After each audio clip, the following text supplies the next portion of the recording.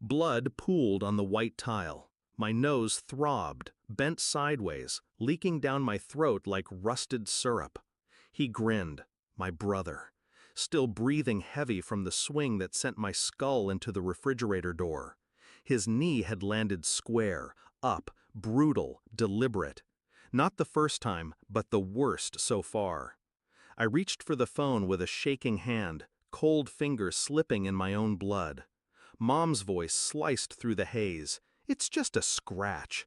She yanked the phone away. Her knuckles were tighter than the cords in my neck. I looked at her, really looked. No panic, no fear, just inconvenience. Dad didn't even look up from the newspaper. "Drama king," he muttered, always making something out of nothing. My breath staggered in my lungs, not from the hit, from the silence that followed. That's when I knew. I wasn't their son. I was their scapegoat.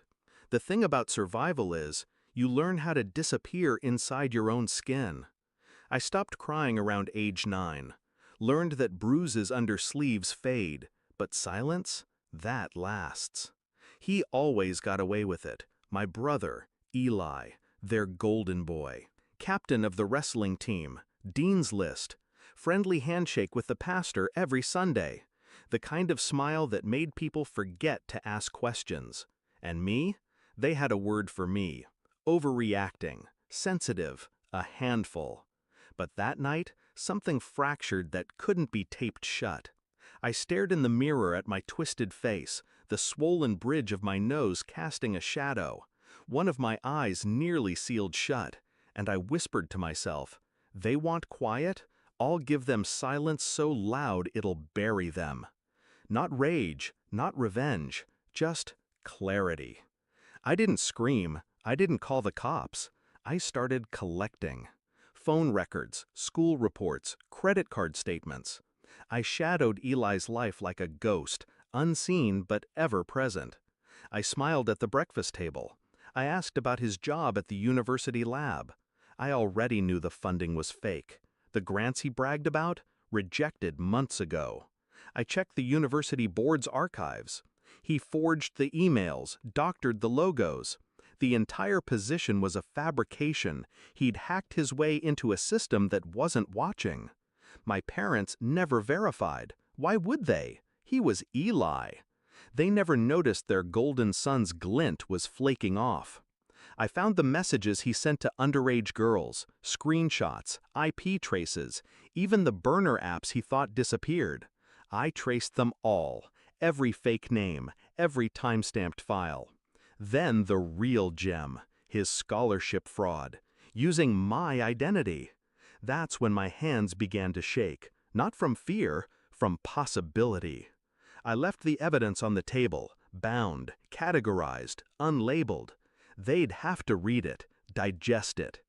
Dad was the first to flip the pages. I watched his pupils shrink, his fingers trembled. "Where did you get this?" he whispered.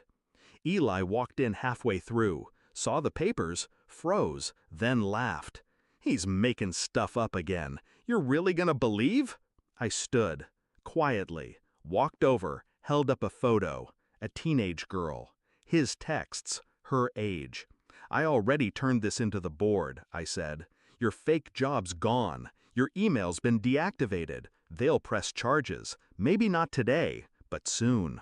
He stopped laughing. Mom's face drained of color.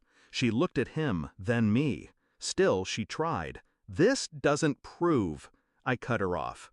"Check the envelope in your nightstand. I left copies there too." Her mouth fell open. I left them sitting at the altar of their favorite child's downfall. No shouting, no tears, only the sound of pages turning. The university issued a formal investigation. Eli was suspended indefinitely. The girl's parents came forward. Civil suits followed.